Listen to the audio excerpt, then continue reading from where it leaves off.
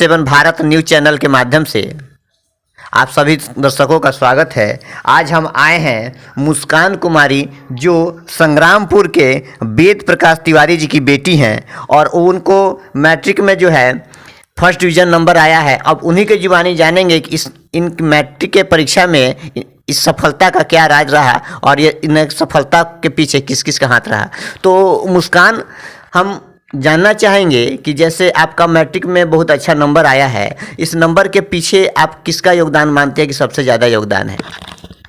इस नंबर के पीछे हम अपने टीचर और माता पिता के योगदान मानते हैं, लेकिन बहुत अच्छा नंबर नहीं है। इसके मेरे लिखने के हिसाब से बहुत कम ही नंबर मिला है। चलिए, आजकल तो किसी को संतुष्टि उतनी नहीं मिली, कितना भी मार्क्स मिल जाए या जो भी कुछ हो जाए लोगों को संतुष्ट, लेकिन जो भी आपका मार्क्स आया है कि लॉकडाउन के कारण आप लोग का पढ़ाई भी प्रभावित रहा, लेकिन फिर भी आपको इतना अच्छा मार्क्स आया है। तो आज 7 भारत चैनल की तरफ से भी आपको बहुत बहुत बधाई। ठीक है, तो मतलब कि हम कहना चाहेंगे कि आगे जो है मैट्रिक के रिजल्ट में जो आपका इतना अच्छा मार्क्स आया, तब कितना मार्क्स आया लगभग हमारे दर्शकों को बताइए आप। 72%। 72%। टोटल मार्क्स कितना है? 400? नहीं, 360 है। 360 है। चलिए, तो आगे आप इस क्षेत्र में क्या करना चाहती हैं? मैंने आगे कहाँ किस फील्ड को ज्वाइन करना चाहती हैं और क्या आपको क्या लगता है किस क्षेत्र में आगे बढ़ना चाहिए? मेडिकल में आगे जाना चाहते हैं। मेडिकल के क्षेत्र में आगे जाना चाहते हैं। तो आप जो लॉकडाउन था, जो पूरा 2020-21 का सेशन जो है पूरा लॉकडाउन रहा है, तो लॉकडाउन आपके एजुकेशन को कितना प्रभावित कर पाया? लॉकडाउन तो हम लोग के एजुकेशन को बहुत प्रभावित किया। फिर लॉकडाउन सुबह तो जैसा कि आप लॉकडाउन में आपके टीचर का कितना सहयोग मिला आपको? बहुत सहयोग मिला। सर बहुत ज़्यादा मेहनती है, बहुत मेहनत करते थे। सर पहले घर पे भी आके पढ़ाते थे। मैंने लॉकडाउन हो जाने के कारण आपका जो भी प्रॉब्लम फंस जाता था मैथ में या साइंस में जो भी, तो सर घर तक भी आके आप लोगों को मदद करते थे। जी। चलिए, ऑनलाइन क्लास आपका चलता था लॉकडाउन में? ऑनलाइन क्लास भी चलता था और टेस्ट भी होता था। हर रोज मतलब टेस्ट होता था।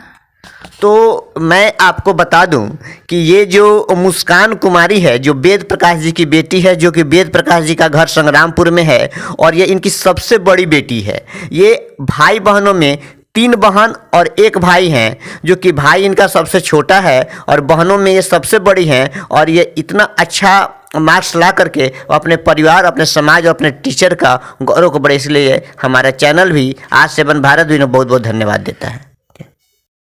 हम अब मुस्कान कुमारी के माँ से बात करेंगे कि जो कल जो मैट्रिक का रिजल्ट जो आया है उसमें 359 नंबर उनको प्राप्त हुआ है और इस तरह से 359 नंबर प्राप्त करके वो अपने माता पिता का गौरव जो भी बढ़ाई हैं। तो इसमें हम थोड़ा सा बात करेंगे उसकी माँ से कि उनके पहले का शैक्षणिक स्तर क्या रहा और कैसे वह इस प्रकार की तैयारी कर पाई, तो घर का माहौल क्या रहा। तो हम पूछेंगे आपसे कि जैसे कि मान लेते हैं कि ये 359 नंबर लेकर के आई, इसमें घर का माहौल क्या रहा और पढ़ाई लिखाई में पहले से कैसी थी वो? पहले से अच्छी थी, लेकिन हम उसको पढ़ाई में सहयोग दिए जो उसको आगा मैं अच्छा से मार्क्स लाए, इसलिए वो थोड़ा पढ़ी लेकिन उतना मार्क्स में नहीं आया। लेकिन वो बहुत 4 से ऊपर पढ़ने वाली थी, लेकिन थोड़ा उसमें इतने आ गया नंबर। जो लॉकडाउन रहा, जो 20-21 के सेशन में बहुत लॉकडाउन जो है बच्चों के कोचिंग ट्यूशन पढ़ाई को भी बाधित किया था, तो घर में उसका पढ़ने का माहौल कैसा था और घर में वो कितना समय जो है अपने पढ़ाई पर देती थी? घर में वो 6 घंटा पढ़ती थी लॉकडाउन में, लेकिन कोई अपना कामों में सहयोग नहीं करती, पूरा अपना पढ़ाई में ध्यान लगाती थी। बस यही रातों में टाइम देती थी, 4 घंटा पढ़ती थी और उतने पर पढ़ के अपने इतने तैयारी की है। घर में जब वो पढ़ती थी तो उसको पढ़ाई में जो आपका सहयोग किसी काम के प्रति कि हाँ काम ये कर लो, घर का भी कुछ काम होता है, घरेलू काम भी, तो क्या कभी आपने सोचा कि थोड़ा सा इस घर में भी मेरा सहयोग कर दे किसी काम में? नहीं, हम नहीं सहयोग नहीं करते थे। लेकिन आप भी अपनी बेटी के पढ़ाई में पूरा सहयोग दी ताकि वो अच्छा से अच्छा मार्क्स ला सके। हम पूरा सहयोग दिए उसको। बहुत बहुत धन्यवाद आपका। राजा बाजार में मुस्कान कुमारी जो कल मैट्रिक मधुबनी गांव अपने मधुबनी ग्राम के निवासी मुस्कान कुमारी के पास हम आए हुए हैं, जिसके बाबा जो है श्यामचंद्र प्रसाद हमारे साथ हैं। अब इनसे हम जानेंगे कि मुस्कान के पढ़ाई में घर का शैक्षणिक माहौल कैसा रहा और इन्होंने अपनी पोती के पढ़ाई में क्या सहयोग प्रदान किया।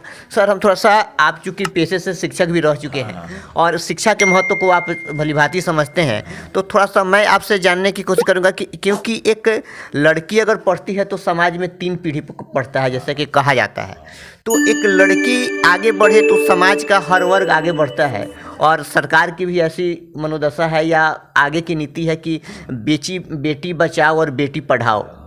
तो इसके तहत आपकी भी 3 पोतियां हैं और आप लगातार उनको पढ़ाने का कार्य कर रहे हैं और पढ़ा भी रहे हैं। तो आपकी पोती जो है इतना अच्छा मार्क्स लेकर के आई है, इसके बारे में आपका क्या बात? ये तो और अच्छा मार्क्स लाती, लेकिन कोरोना के चलते जो विद्यालय बाधित जो हो गया ना, उसमें उतनी पढ़ाई इन लोगों की ना हो सकी। साल भर से इन लोगों की 5 साल 1.5 साल से पढ़ाई बाधित हो गई है। लेकिन जहाँ तक हम लोग से प्रयास हुआ, हम लोग प्रयास किए और जितना हम लोग से बन पाए किए। जितनी मैंने उनको सफलता मिलनी चाहिए उतनी ना मिल पाई है। चलिए, सफलता थोड़ा सा बच्चों को भी हम लोग गाइड करें, ताकि कोरोना भी बहुत सारा उनको शिक्षा का प्रभावित किया है, स्कूल कोचिंग ट्यूशन सबको प्रभावित किया है। लेकिन बात ये रही कि घर का माहौल कैसा रहा ताकि घर में ही सारे बच्चे पढ़ें, ऑनलाइन पढ़ें, क्लास किए, चाहे अपने घर में पढ़ें, तो घर का माहौल कैसा था जिस कारण किसका नंबर इतना अच्छा पाया है? विद्यालय में से ऑनलाइन की पढ़ाई ना हो पाई है, घर पर ही रह करके ज़्यादा से ज़्यादा समय दी है, पढ़ी है। हम लोग से जितना बन पाया है हम लोग सहयोग किए, पढ़ाई है। चलिए, बहुत बहुत धन्यवाद आपका। आए हुए हैं राजा बाजार BTC, चूँकि इसका पूरा नाम भारतीय टीचिंग सेंटर, जिसके डायरेक्टर हैं प्रिंस सर जो हैं, तो इनके कोचिंग से ही पढ़ी संस्कृति कुमारी, जो अजय श्रीवास्तव जी की पुत्री हैं, और उनका जो है मैट्रिक कल जो रिजल्ट आया है मैट्रिक का, उसमें 323 नंबर ये आया है इनको। तो इनसे हम बात करेंगे और जानने की कोशिश करेंगे कि ये जो 323 नंबर इनको आया है, तो इसमें इनके टीचर का और इनके परिवार का क्या सहयोग रहा।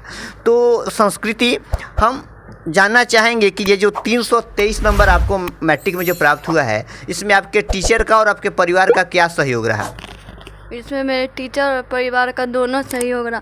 और एक तो ये क्या कहा जाता है, लॉकडाउन के वजह से बंद था, सब कोचिंग ट्यूशन सब बंद था, लेकिन प्रिंस सर तब पर भी ऑनलाइन क्लास चलवाते थे, शाम में डेली टेस्ट करवाते थे, सब करवाते थे, फिर शाम में डेली टेस्ट करवाते थे। उसके बाद जैसे लॉकडाउन हटा, उसके बाद सर कोचिंग खुलवा के अपना पूरा मेहनत करने लगे और फिर हम लोग भी उनके साथ साथ मेहनत करने लगे। मेरा टेस्ट में कभी भी अच्छा नंबर नहीं आता था, इसलिए सर बोलते थे कि मेहनत करो मेहनत करो।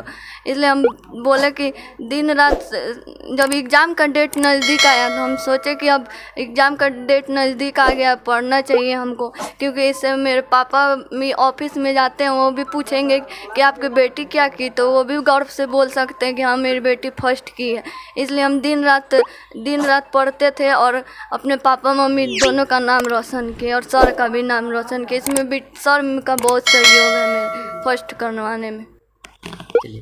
आपने अभी भी बताया कि जब परीक्षा नज़दीक आया तब मैंने सोचा कि अब मुझे पढ़ना चाहिए था कि हमारा नंबर अच्छा से अच्छा। तो इस बात की जानकारी आपको नहीं थी कि हाँ पहले से भी इस बात को बारे में सोचा जाए कि आप, ऐसा लगता था कि जैसे पिछले बार जो है मैट्रिक का रिज़ल्ट ऐसे ही आ गया, बिना पढ़े लिखे रिज़ल्ट आ गया और ऐसे ही हम परीक्षा भी नहीं देना पड़ेगा, इस साल भी परीक्षा नहीं देना पड़ेगा और रिज़ल्ट आ जाएगा, इस बात को सोच करके ऐसा तो नहीं कि आपने पढ़ाई को मैंने बंद कर दिया था या कम कर दिया था? नहीं, पढ़ाई तो करते ही थे, लेकिन उतना मतलब लगन से होता है ना, वो नहीं कर पाते थे। लगन से नहीं करने का मतलब ये तो नहीं था कि पिछले साल का रिजल्ट बिना परीक्षा दिए आ गया था, तो इस साल का भी रिजल्ट बिना परीक्षा दिए हुए आ जाएगा, तो हम मेहनत क्यों करें? ऐसा तो कोई बात नहीं ना है। नहीं नहीं, ऐसा बात नहीं। आप जब इस बीटीसी अपने कोचिंग को जब ज्वाइन की, तो आपने कितने क्लास से, चूँकि हमको जैसा पता चला है कि सर 8 से शायद पढ़ाते हैं ना बुआ, 8 से पढ़ाते हैं, 8, 9th और 10th को पढ़ाते, तो 8 क्लास में आपने सर की कोचिंग को ज्वाइन किया या 10th क्लास में ज्वाइन किया? कब ज्वाइन किया आपने? 8 में किए थे। 8 में ही किया था अपने कोचिंग की क्लास को ज्वाइन, और लगातार 8, 9th और 10th को पढ़ करके अपना, ठीक है। तो लॉकडाउन में आप लोग का पढ़ाई का माहौल यहाँ मैंने अपने कोचिंग के माध्यम से प्रिंस सर पढ़ाते हैं, तो कोचिंग में कैसा रहा मैंने पढ़ाने का ढंग? बहुत अच्छा था, सर अपना पूरा मेहनत से पढ़ाते थे। कोचिंग बंद भी रहता था, सर डेली ऑनलाइन क्लास चलाते थे, शाम में डेली 7 बजे से टेस्ट रखते थे, सबको बोलते थे कि टेस्ट दो।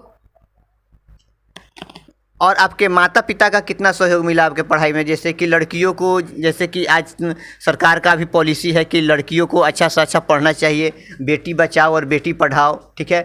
तो और आपको मैट्रिक में आपका फर्स्ट डिवीजन, और तो आपको प्रोत्साहन राशि गवर्नमेंट के द्वारा भी दिया जाएगा, क्योंकि फर्स्ट डिवीज़न आया है तो प्रोत्साहन राशि आपको गवर्नमेंट के द्वारा भी। तो इसका आपने कहीं ऐसा तो नहीं कि गवर्नमेंट के प्रोत्साहन राशि से आप प्रोत्साहित होकर के आपने अपनी पढ़ाई को आगे जारी रखा? नहीं नहीं, ऐसा बात नहीं। हम सिर्फ ये फर्स्ट तक आने का मेरा सपना पापा को खुश करना था बस। पापा बोल सके 10 आदमी के सामने कि मेरी बेटी फर्स्ट की है। चलिए बहुत बहुत धन्यवाद आपका। हो गया रिकॉर्डिंग है ना? बीटीसी के ही दूसरे जो है कुणाल कुमार हमारे साथ हैं, और इनसे हम जानेंगे, चूँकि ये भी मैट्रिक का परीक्षा जो कल आया है इसमें भी ये फर्स्ट डिवीज़न से पास किए हैं, और इनका भी मार्क्स 357 आया हुआ है। तो हम इनसे जानेंगे कि ये 357 मार्क्स आने के पीछे इनके टीचर का और इनके मतलब कि माता पिता का कितना सहयोग इनको मिला है। कितना सहयोग मिला अपने आपके माता पिता का फर्स्ट डिवीज़न लाने में, कितना सहयोग मिला? मेरे गुरुजी बहुत सहयोग दिए। जब आए थे मैं बहुत कमज़ोर थे हम। तो मतलब कि आप कितने, जबकि 8, 9, 10th 3 क्लास को सर पढ़ाते हैं, तो आप कब इनके कोचिंग को ज्वाइन किए थे? सर के कोचिंग को कब ज्वाइन किया आप? 8 क्लास में ज्वाइन किए थे। तो जब 8 क्लास में आए तो आपका पढ़ने का स्तर क्या था, और आप में 10th तक में आप में क्या इम्प्रूवमेंट हुआ? बहुत अच्छा इम्प्रूवमेंट हुआ। 8 क्लास में आए थे बहुत घटिया क्वालिटी के थे, बहुत ही पढ़ने में कमज़ोर थे नहीं? तो अब आपको मैट्रिक में आकर के फर्स्ट डिवीज़न मार्क्स हो गया है, तो आपको कैसा लगता है? जितना हुआ ये उतना नहीं है, जितना सोचे थे उतना नहीं है, तभी भी तो ठीक है सर।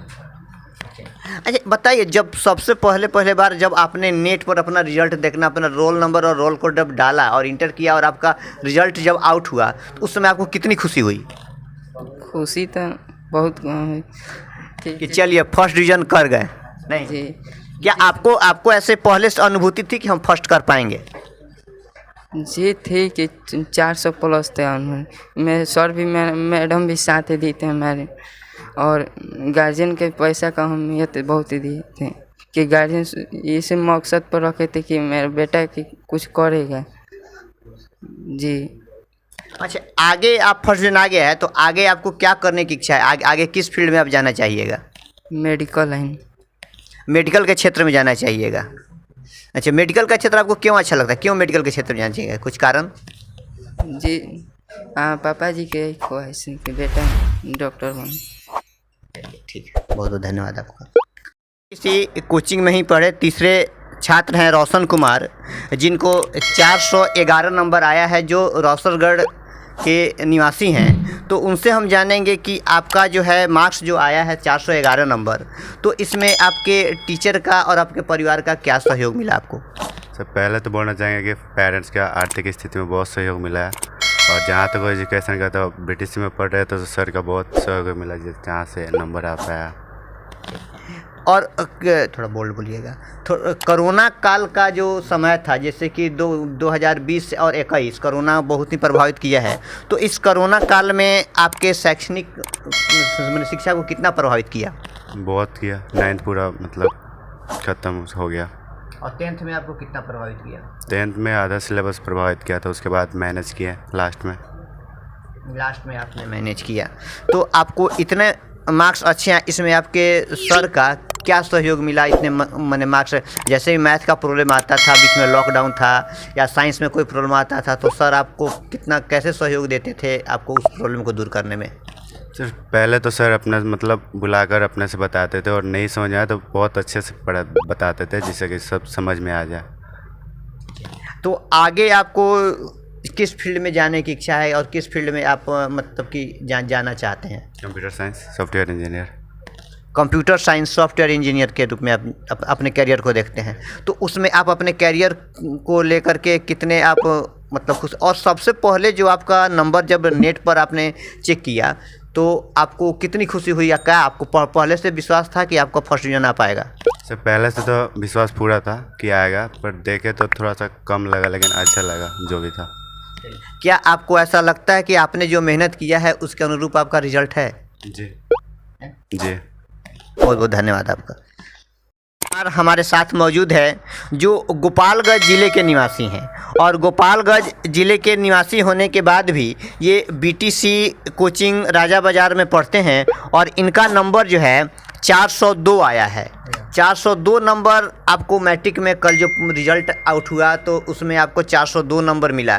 तो 402 नंबर मार्क्स आने में आपको क्या खुशी है कि ये 402 नंबर आपके पढ़ाई के अनुसार आपका सही है मार्क्स? फर्स्ट ऑफ ऑल तो मैं अपना इंट्रोडक्शन देना चाहूँगा। Hello friends, good morning, a very good morning to all of you. Thank you so much for giving me a wonderful opportunity to take the interview. Myself Aryan Tiwari. I basically from Gopalganj, but currently staying in Motihari, Raghunathpur. Coming my family, I have one elder sister and 2 younger sister. Apart my parents, my father is a government teacher and my mother is a housewife. I don't able to your question in speak English answer. Can I speak in Hindi? Then you are take the number of the 402. Yeah.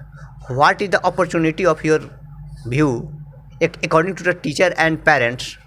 ठीक है, तो ये मतलब कि मेरे कहने का, क्योंकि मैं इसलिए हिंदी बोल रहा हूँ क्योंकि मेरे दर्शक जो हैं, मेरे दर्शक जो हैं वो थोड़ा सा, क्योंकि बिहार में हम लोग रहते हैं, क्योंकि हम दोनों तो बात इंग्लिश में कर सकते हैं, लेकिन ये हमारे जो दर्शक है वो हमारी बातों को समझ नहीं पाएंगे। तो देखिए, बिहार पीछे है, लेकिन बिहार है तभी मैथ किसी भी आप स्टेट में चले जाइएगा, बिहारी को आप पीछे नहीं बोलिए। बिहार जो है, आप B for brilliant, I for identify.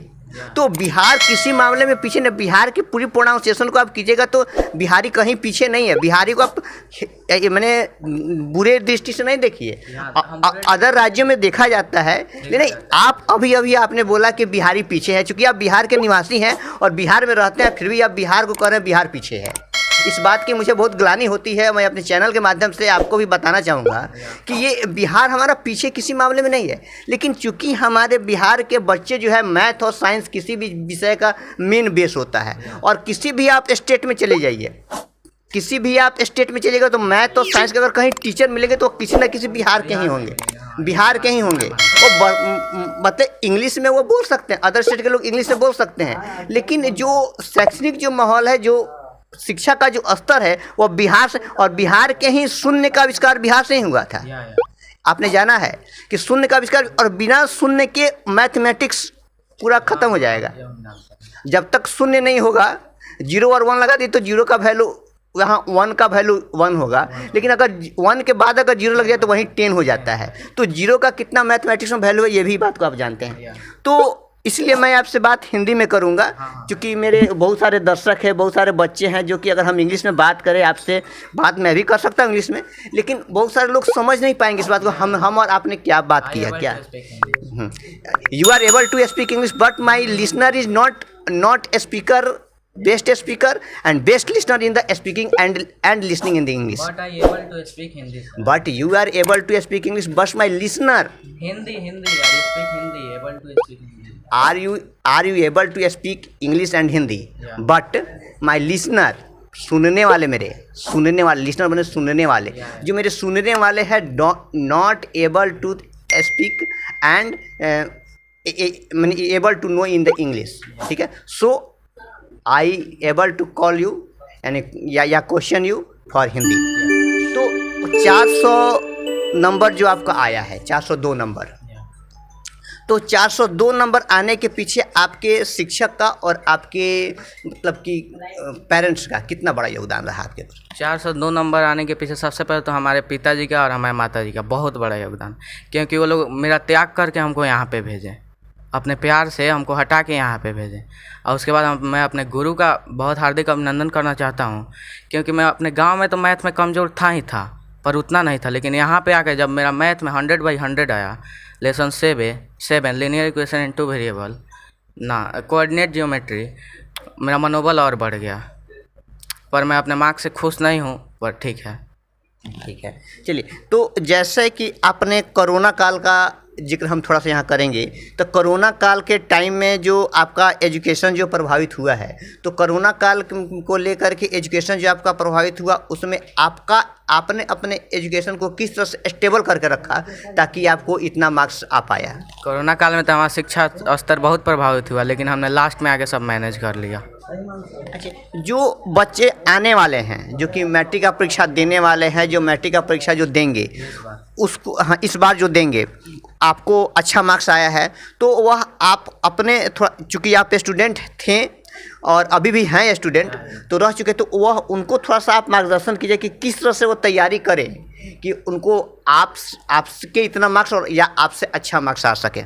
इस मोतिहारी में तो 10th के लिए BTC जैसा कोचिंग तो मिलेगा नहीं किसी को, पहला बात. अब प्रिंस सर जैसा गुरु, तो आप लोग सेल्फ स्टडी करें, आप प्लस प्रिंस सर से पढ़ें, बस हम इतना ही कहना चाहते हैं.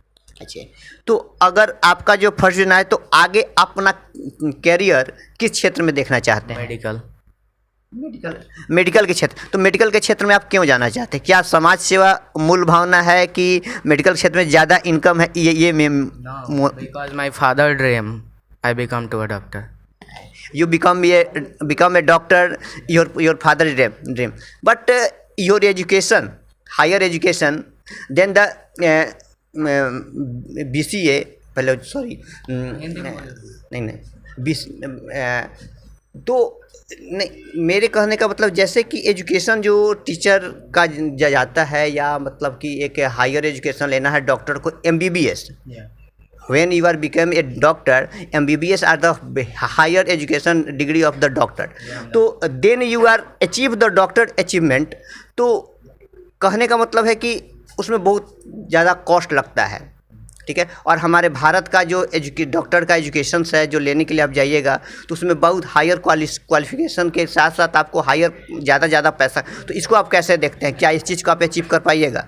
एकदम करेंगे, क्योंकि हमारे फादर जब जागरूक है, हमारे गार्जियन जागरूक है, तो बच्चा को पढ़ना ही ना है. बच्चा को पैसा से क्या लेना देना है? जब उसके पिता पढ़ा रहे हैं, उसके गार्जियन पढ़ा रहे हैं, तो बच्चा पढ़े. हमारे पिता एवं कॉस्ट पे कर सकते हैं. हमको ही केवल डॉक्टर नहीं बनाना चाहते, हमारे बहन को भी डॉक्टर बनाना चाहते. बहुत अच्छी बात है कि चलिए. तो आपने मेरे एक सवाल का जवाब नहीं दिया कि आप चिकित्सक बन के देश की सेवा करना चाहते हैं या चिकित्सा क्षेत्र में ज़्यादा पैसा इसलिए क्षेत्र फील्ड में आप आना चाहते हैं? नहीं, देश की सेवा करना चाहते. पैसा कोई मायने नहीं रखता है किसी के लिए. उसके पास अगर हुनर है तो कुछ भी कर सकता है, स्किल है अगर उसके हाथ में, कुछ भी कर सकता है. बहुत धन्यवाद आपका. इसी कोचिंग में ही हम पूजा कुमारी से बात करेंगे, जी जगन्नाथ राम जी की बेटी हैं, और एक लड़की जो ये कोचिंग की जो है सेकंड टॉपर हैं, और इसलिए उन्होंने 437 नंबर ला करके अपने कोचिंग का यानी कि BTC का नाम रोशन किया है. तो इसमें हम इनसे बात करेंगे कि क्या इनको 437 नंबर ले करके आने में किसका कितना बड़ा सहयोग रहा.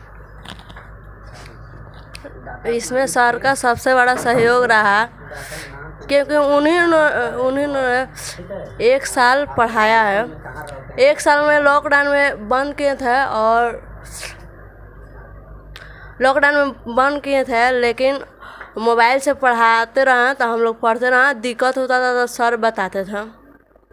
जो भी आपको परेशानी आती थी तो सर उसको ऑनलाइन क्लास लेकर के बताते थे और शाम को टेस्ट भी लेते थे, जैसा सर ने भी मुझे बताया था। तो आप अपना करियर आगे कहाँ देखती हैं, मैंने किस क्षेत्र में आपका करियर आपको दिखाई देता है कि किस क्षेत्र हम जाएं तो हम अच्छा कर सकते हैं? अभी तो नहीं सोचे हैं, लेकिन आगे सोचेंगे। अभी बैंकिंग के बारे में सोचा है, बैंकिंग को लेकर पढ़ना है।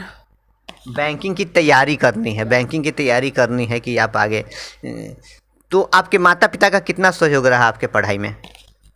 उन्होंने ही साथ दिया पढ़ने के लिए, आगे पढ़ने के लिए बोला, इसलिए कोचिंग में एडमिशन कराया तो हम लोग यहाँ आकर पढ़े। चलिए, बहुत बहुत धन्यवाद आपका। कोचिंग के सबसे टॉप रैंक पूरे अपने कोचिंग में, या इनका कहा जाए कि मोतिहारी में लगभग इनका एक स्थान होगा, तो एक बीटीसी कोचिंग के माध्यम से आप पढ़ करके एक मोतिहारी में अपना एक स्थान बना पाए। मोतिहारी ज़िला में आपको 461 नंबर प्राप्त हुआ है।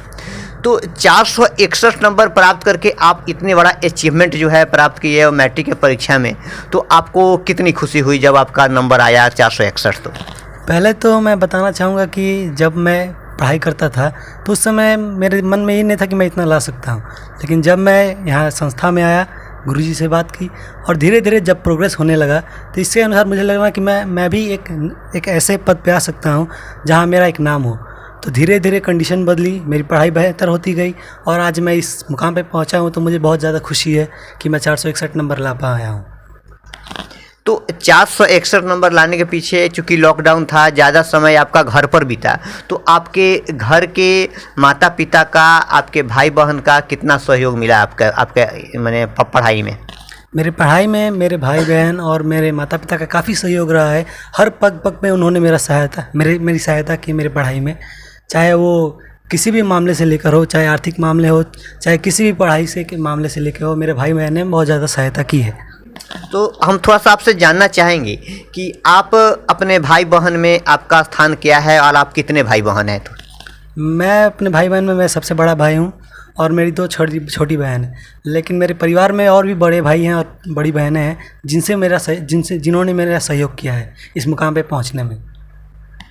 जब आपको ऐसा लगा कि हमको इस पढ़ाई से थोड़ा सा और मेहनत करनी चाहिए थी, तो आपने किसका सहयोग लेना सबसे ज़्यादा उत्तम समझा कि किसका हम सहयोग लें कि ताकि मेरी पढ़ाई जो है और अच्छी हो सकती है और अच्छा हो सकता है?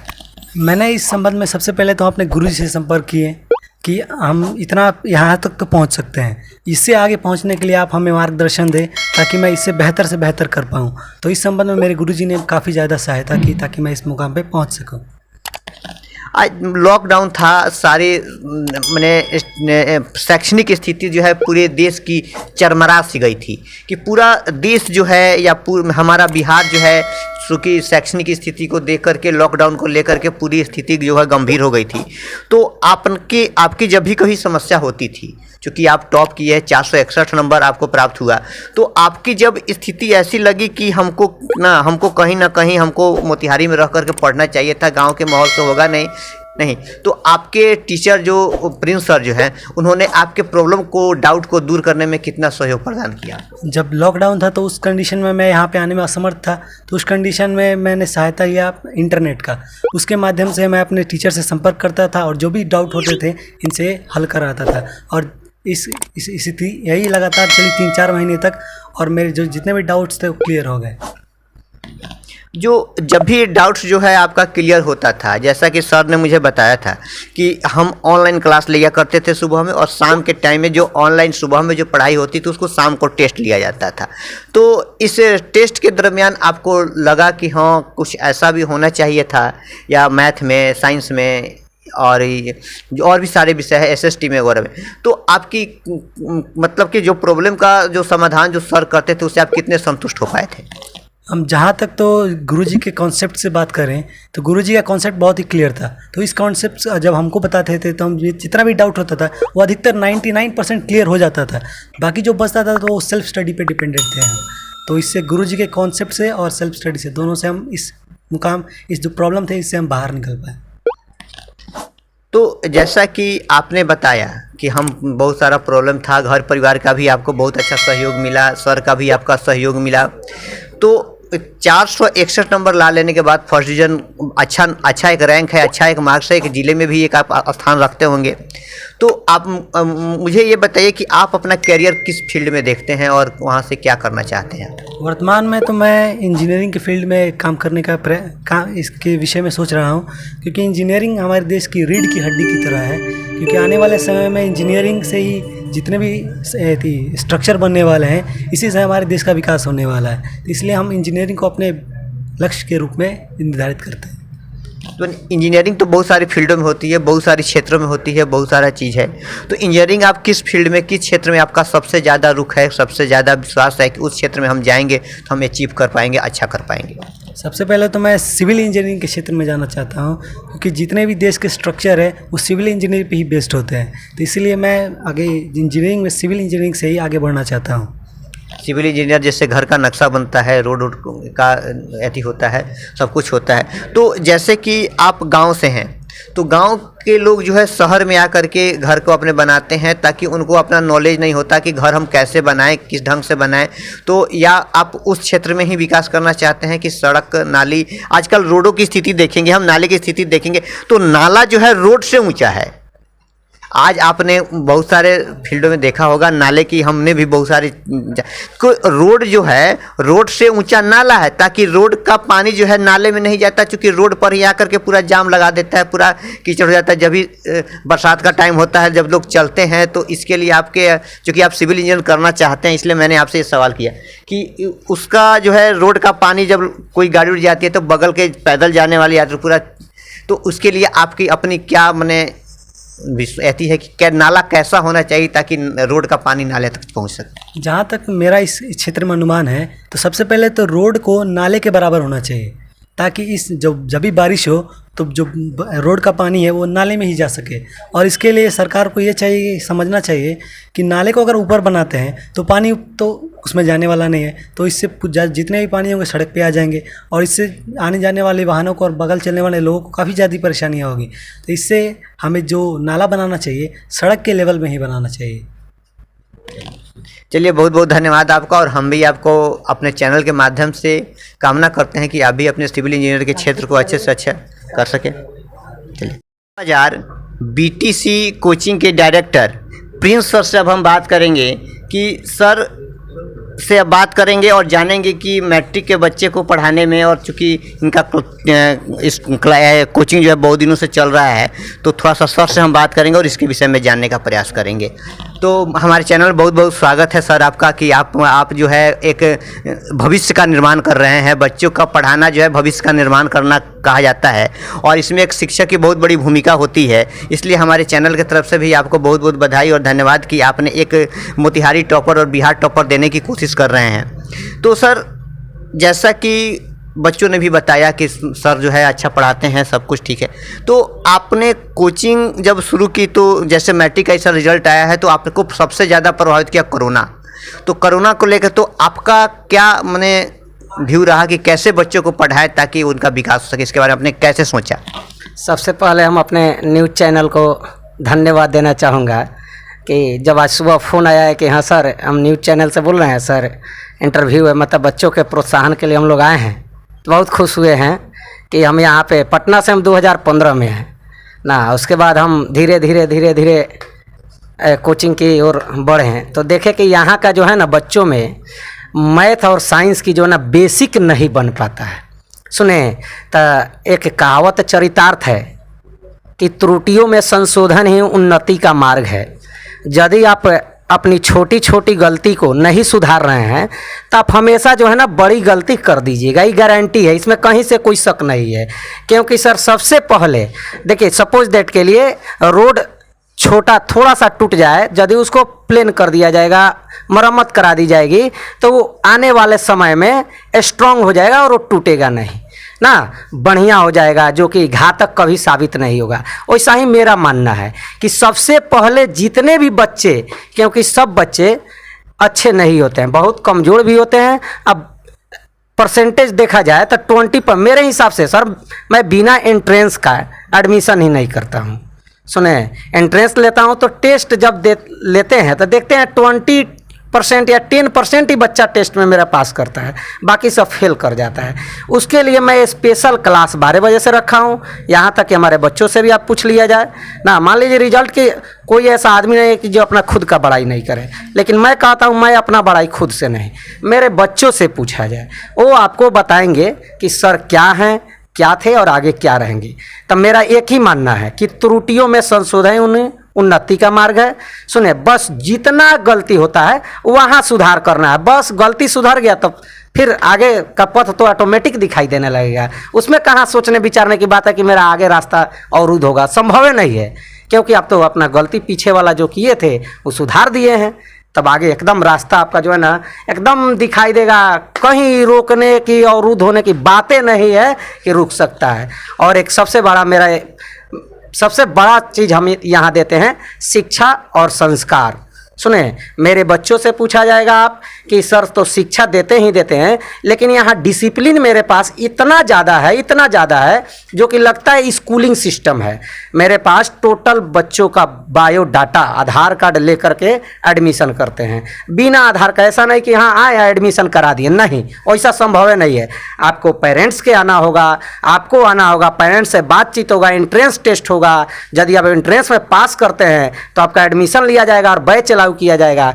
अदरवाइज आपको पहले डाउट क्लास करके जो अपना कमजोरी है उसको दूर करना होगा, तभी हम बैच में बैठाएंगे। क्योंकि सर मान लीजिए हम बैच में पढ़ा दें, आपको समझ नहीं आएगा, डाउट क्लियर नहीं है, समझ में नहीं आएगा, जा करके बोलिएगा कि सर जी जो पढ़ाएं वो तो एकदम समझ ही नहीं है, कुछ समझ नहीं है, फिर वहाँ मेरी क्या होगी, बेइज्जती होगी कि कैसा पढ़ा दिए सर। इसीलिए मैं जितने भी त्रुटि रहते बच्चों को, हाँ सबसे बड़ी बात है जो पिछले हम लोग कोरोना काल झेले हुए हैं, सबसे ज़्यादा शिक्षा व्यवस्था, पता नहीं सरकार का क्या रवैया थी, पार्क स्कूल सब जो है पार्क और खोल दिए हैं, जिम सब चीज़ खोल दिए, लेकिन शिक्षा जो है ना पूरा कोरोना जो है ना शिक्षा कोचिंग में भर दिए थे सरकार, हमको लगता है शायद।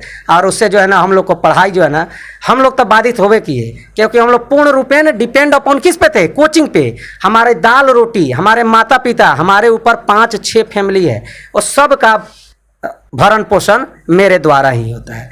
तो कोरोना काल में इतनी भयावह स्थिति थी कि एक दूध के पैकेट के लिए आदमी सोचता था कि आखिर आवे तो आवे कहाँ से रुपया ना, लेकिन क्या कीजिएगा, उसी में बर्दाश्त करके रहना है। अब आत्महत्या कर ले तो ये मानवता नहीं है ना, ये तो मानवता से अलग हो गए।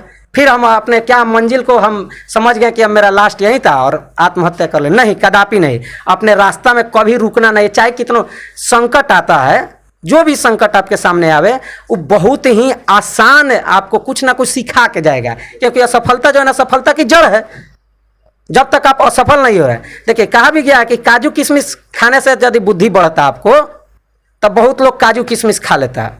अब बहुत के पास ऐसा पैसा है कि वो काजू किशमिश खा सकते हैं। जी, बहुतों के पास है सर, बहुत है, एक से एक जो है ना यहाँ अमीर आदमी बैठे हुए हैं कि वो काजू किशमिश का क्या हमको लगता है बगीचा लगवा सकते हैं। सुने, लेकिन फिर भी उसे ठोकर खाने से सर बुद्धि मिलती है, बुद्धि विवेक खुलता है ठोकर खाने से।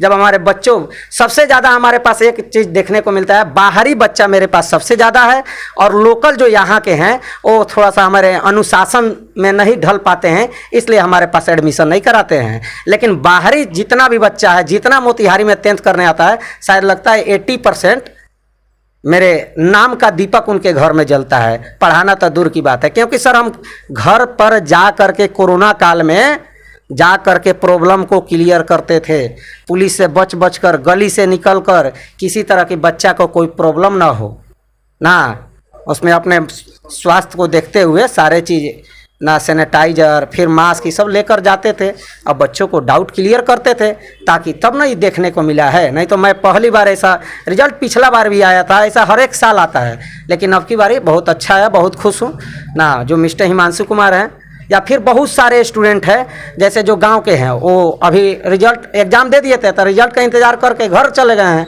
तो नहीं आ पाए हैं, इसलिए उन लोग का इंटरव्यू नहीं हो पाया है। अब बाकी जो लोग मौजूद थे, हम फ़ोन किए, वो लोग आए हैं, उनका इंटरव्यू हुआ है। अच्छा सर, आपको जब लॉकडाउन हो गई पूरा शैक्षणिक जो तो आपको कैसे लगा कि बच्चों को कैसे शिक्षा हम उन तक पहुँचाएँ ताकि वो अच्छा से अच्छा मार्क्स ला सके आगे वाले एग्जाम में? तो उसके लिए तो सबसे बड़ी चीज़ थी सर, एक बात तो हमको और चीज़ बड़ी बुरी लगती थी कि ऑनलाइन, सर ही बताइए, गरीब जिसको जो कमाता है 300 रुपये ठेला चलाकर, रिक्शा चलाकर, उसका बेटा कैसे सर ऑनलाइन का रिचार्ज कराएगा? ऑनलाइन तो और सिस्टम क्या था, सुविधा क्या था, मैंने और तो कोई विकल्प था ही नहीं। हाँ, और तो कोई विकल्प था ही नहीं, तो हो सकता था कि जो बच्चे आपके साथ मैंने एक गांव के 2 बच्चे हों, जो बच्चा उस चीज़ को प्राप्त कर सकता है, जिसके पास मोबाइल हो, तो 2 बच्चे एक साथ आ जाएं उस चीज़ को आप लोग। जी जी जी, वैसा कराते थे। हम कहते थे कि नहीं होता है ना, तो हम एक जगह निर्धारित कर देते थे कि आज हम 5 बजे या 6 बजे सुबह में वहाँ आएंगे, आप लोग जितना 2-4 बच्चे हैं, 5 बच्चे हैं, बैठ के अपना अपना डाउट क्लियर कर लीजिएगा, ठीक है। और एक दिन में नहीं क्लियर होता था, दूसरा दिन जाते थे, फिर वहीं जाते थे, अपना थोड़ा सा देखो के उसको प्रॉब्लम क्लियर करके फिर गली से अपने चले आते थे कोचिंग पे। यहीं पे मैं 2.5 साल पूरे कोरोना काल में ही हम यहीं थे, और बच्चों को शिक्षा को प्रभावित तो हुआ ही, इसमें कहीं से कोई शक नहीं है कि प्रभावित नहीं हुआ, प्रभावित हुआ है।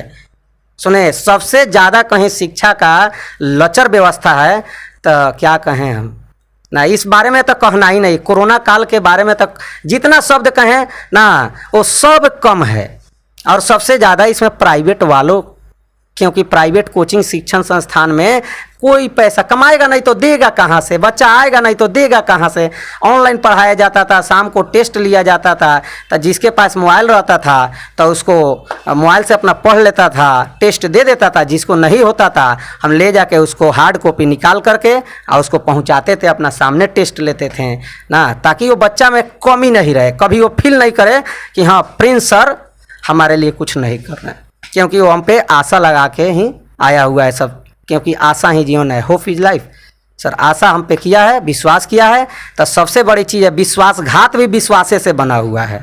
सुने, तो इसीलिए विश्वासघात कभी नहीं बच्चों के साथ, क्योंकि वो आपका बेटा होगा, बेटी होगी, भतीजा होगा, भतीजी होगी, भाई होगा, बहन होगी, यही ना आता है। बाकी जो है ना, सऊदी अरब से बच्चा नहीं ना हमारे पास पढ़ने आएगा, अगल बगल गांव से आएगा, अगल बगल के टोला मोहल्ला से आएगा ना, क्योंकि ये सब बाहर ही नहीं पढ़ने आते हैं, तो हमारे परिवार से जुड़े हैं। और यहाँ तक कि हम अपने बच्चों से डायरेक्ट नहीं, पूरे अभिभावक से एकदम मेरा कंसल्ट है, पूरा टोटल पूरा मजुराहा ले लीजिए, बरियारपुर ले लीजिए, बलुआ, चंदमारी ना, बहुत दूर दूर छतौनी तक ना, यहाँ तक ढक्का रोड में है, पंचमंदिर है, सब जगह के बच्चों आते हैं।